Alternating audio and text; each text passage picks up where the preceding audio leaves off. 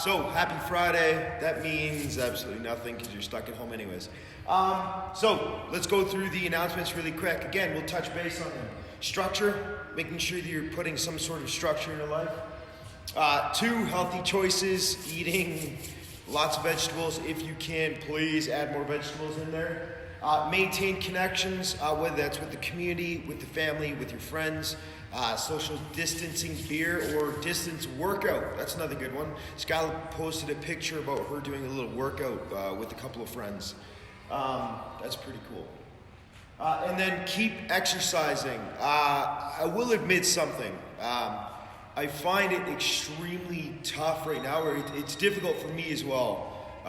And I find I'm not the type of person that struggles with motivation or motivating to work out. I find it right now it's really, really tough. So if you feel the same way, don't feel like you're the only one in that boat. There's a lot of people and nobody has an oar. We're just stuck in the water. So it is tough, but you still got to do it. It's got to be done. This is going to end and you don't want to be that person that just gave up on fitness the minute that something hard came around. So keep on working out. We're going to go through a warm-up. Warm-up is 2 times through. You go 10 plank to push-ups, demo everything in a sec.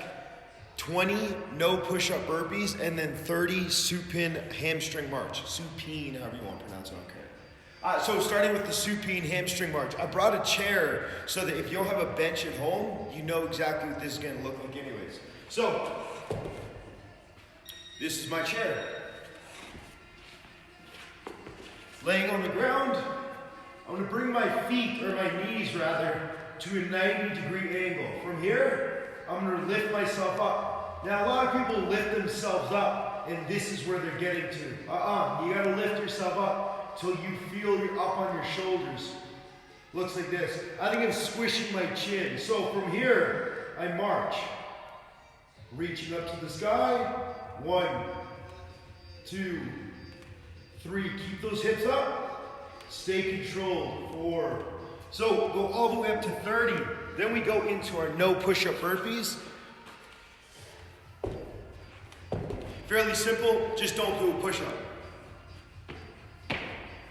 Little jump, different angle.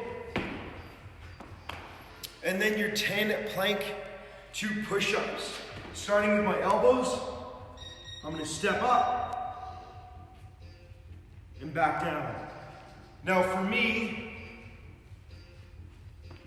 I'm going to alternate 5 to one side and then switch the sides I'm alternating to. If you have problems with your wrist, maybe kick them out a little bit, or if that's still bothering you, go up to your knuckles.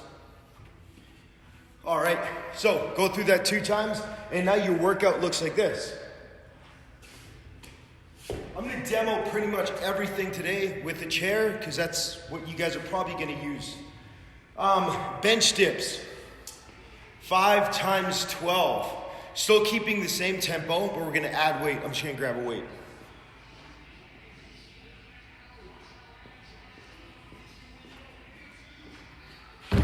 So whatever you have at home, that could be a milk carton, that could be an actual dumbbell, that could be anything that you have in your house to use as a weight. Last week, if you did the body weighted, this week there were less reps, so let's add a little bit of weight. Here's my bench. This is where I want to start, right? Full depth all the way down. You want that 90-degree angle on the elbow or below if you can. And then I'm going to elevate my feet if that seems a little bit too easy. If that seems too easy, or if that still feels strong, I'm going to grab the weight, I'm going to put it in my lap. Keep your feet nice and tight so it doesn't slide in between your legs.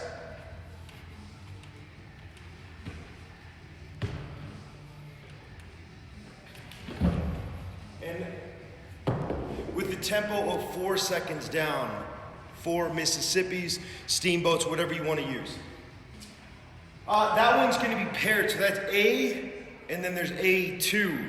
There's a 30-second rest between A1 and A2. My A2, I'm going to have to demo after this because I don't want to wall walk on the whiteboard. So I'll turn the camera so we can wall walk over there. Just going to toss a little reminder. It goes handstand hold plus alternating shoulder taps. Alternating shoulder taps, so it goes 20-second hold. Last week was a 30-second hold. This week's a little bit shorter because I want you to get those shoulder taps in. The whole idea behind this is that by the end of this, you guys should be able to start handstand walking or have a little bit more courage in handstand walking. For those of you that are good at handstand walking, this is just good practice for you. Moving on to B. Oh, sorry, one thing. Rest 30 seconds in between A1 and A2. Rest as long as you need to, not want to, in between A2 and back to A1. B, goblet split squat. Oh, I tossed my weight.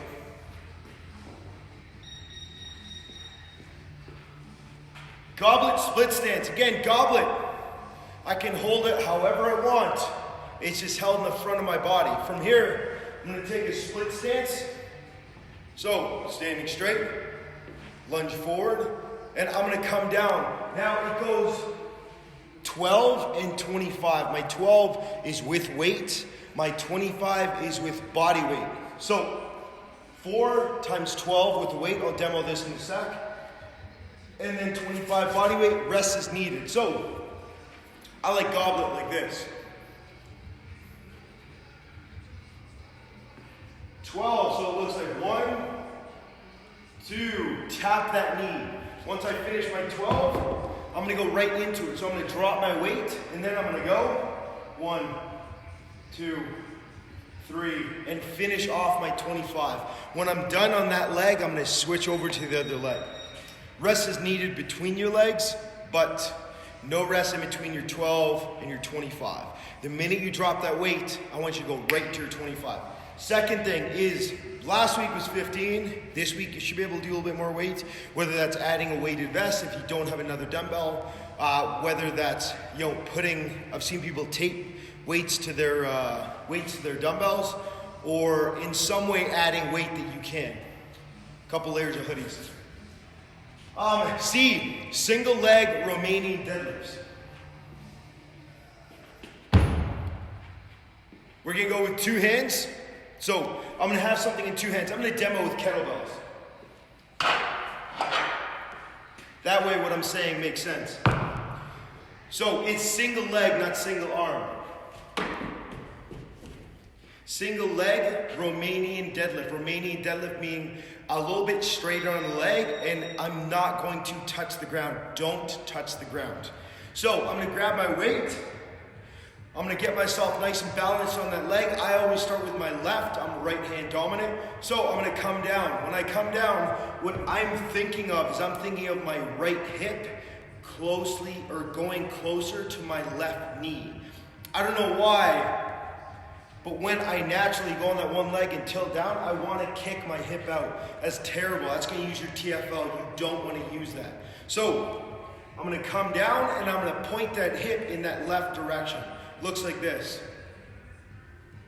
You can almost see me tilt, but notice how the kettlebells are symmetrical the whole way down. Ready?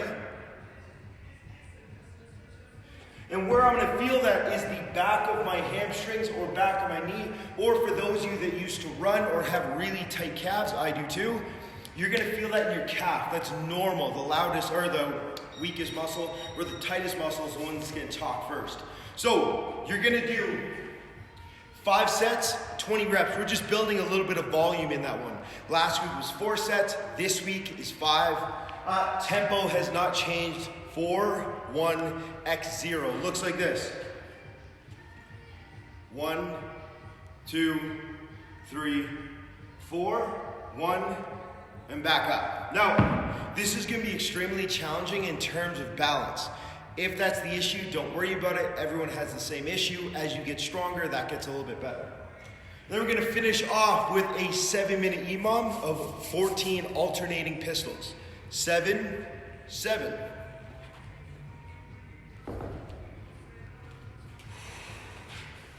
Whether you're really good at pistols or you're learning how to do pistols, I would say warm up your legs. It's an awkward movement. And the first thing you see, even with people that are good at pistols, is that knee tracks in. So, things to pay attention to. Make sure you're standing on the outside of your foot, the arch of your foot. Make sure that your knee is tracking outside and make sure you're not leaning off to the side. You want to have your body leaned over the knee. If this knee's working, I'm leaning over that knee as much as I can. I always think chest to knee, but make sure that you're not pushing that knee in. If you are, you're defeating the whole purpose of making yourself stronger. You're just destroying your knees. You're pulling it off track. So I'm going to use a chair to warm up, whether I'm really good at them or whether I'm trying to get them. If I'm trying to get them, I'm going to stick with the chair during the workout. If I'm really good at them, get rid of the chair. So I always put my heel underneath. That way I'm not reaching with my butt. I'm dropping my butt right down and my chest is staying over top of that knee. So let's warm up those legs.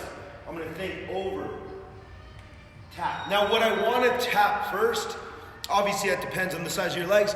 I want to tap my hamstring first. I want that to touch the chair. When I touch the chair, that signifies that I'm low or I'm getting low enough and my direction is great. So again, drop right down and back up. What I don't want to see is this. People that have pistols have never done a pistol like that. Good luck trying to do a pistol if your whole body is sat on top of that heel. You're not going to get back up. So again, I'm going to lean over that knee. Lean over that knee, tap down, come back up. Once I feel a little bit more confident, I can get rid of that chair. Now 14 would be 1, 2, and see, even I'm leaning over, so that's something I'm trying to perfect. How to scale that? We're gonna make our way back up. How to scale that? If 14 is taking me anywhere from 30 seconds, let's say 30 to 35, 14 is the number for you. If it's taking longer, drop that number down really quick. I would definitely test that out before you go into your EMOM. Don't go into your EMOM and be like 14. Oh, that was a minute 20. Oh, I just ruined that. I have to start over. So do your 14, time it, see what it feels like. If you're 12 in and it's already a minute, you already know 14 is not the number for you. Maybe go with a 10. Go with something that's going to leave you 30 to 35 seconds. 35 seconds, typically we say an EMOM is 45. 35 because your legs are going to gas really quick. You're putting all that weight in one leg. So 35 seconds is the max. Other than that, goblet split stance, or split squat. I put split stance, it's split squats. The scale for that one is just weight. It's gonna be weight, how you feel yourself. Other than that, talk about one thing. I'm gonna draw something on the board. Hopefully you guys can see this. Actually, got some idea.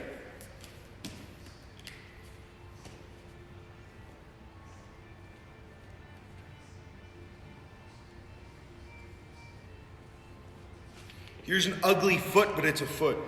Look at that arch. Terrible. Terrible. Or whatever. Don't judge. So, when I'm standing in an ugly foot, when I'm standing in a split stance, I want this portion right here of your foot, of the back foot, to be on the ground. Not this entire portion. Now, quickly touching base on why that is. If that one section of my foot is the only thing touching down, you're probably going to look like this. Knee kicked out, that's not the direction my knee travels anyways. And it's an extremely awkward position for that foot. I've seen somebody break their foot just by squatting like that, by doing a split jerk like that. Don't do that. Make sure your entire foot, I don't know why I call that the flat bar of my foot. Make sure the whole flat bar of your foot is touching down. From there, that's my split stance, right here. My knee is bending the appropriate direction, everything looks good, everything feels good. If the movement that you're doing, aside from Olympic lifting, let's leave that rule out. If the movement you're doing feels natural, that's great. If it feels unnatural, there's probably something unnatural that you're doing about it. So that's the goblet split stance. Handstand, hold, and shoulder taps. We finally get to demo those. Bear with me as I turn you. Oh no, we fell. One sec. All right.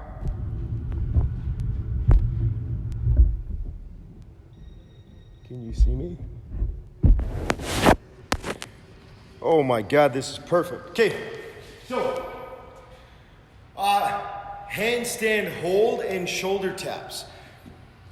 If you're facing the wall, that's probably again where we're gonna start off. If you're facing away from the wall, it's probably because you're really good at handstand walking and gymnastics is your forte. I would say do not start on this one. Last week's handstand hold, you were starting with it facing away from the wall. This week I would start facing the wall. So you're gonna wall walk up. I'm gonna demo everything.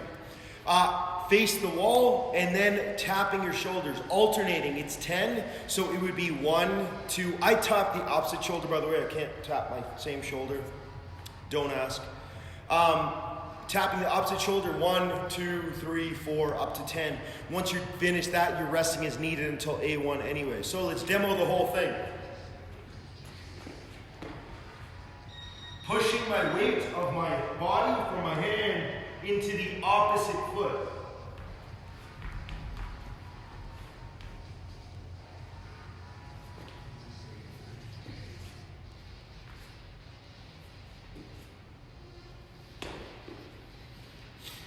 Oh, if your face goes red, you're doing it right.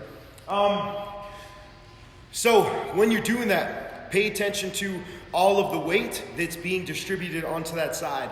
Now, I can't just sit there like this. I have to actively push to one side. I always think of pushing my hip out to one side, depending on which I'm going to. Right side, push it out. Left side, push it out. I'm alternating my hips and my shoulders, pushing my lat up. Other than that, 20-second handstand hold. I would say build up to that. Maybe the first set, if you're not that comfortable being upside down, start with 10 seconds, and then 5 alternating shoulder taps. You have 5 sets anyways. Make them count. And then slowly increasing, whether that's 10 seconds, 5 taps, and then 12 seconds, 6 taps. Whatever you want, just making sure that you are able to put in the work and that you're able to do the movement properly, which is the most important part. Other than that, on the bench dips, if you're having problems with the bench dips, or let's just say that you aren't able to add weight or elevate your feet, that's totally fine. You're building the strength to it. Just keep doing the reps. Keep making sure that the tempo is exactly what we post here, which is 4 seconds down. Other than that, there's nothing to pay attention to on the tempo. I think that's it. Have a good day and happy Friday. Enjoy your weekend. Go outside. It's going to be nice today.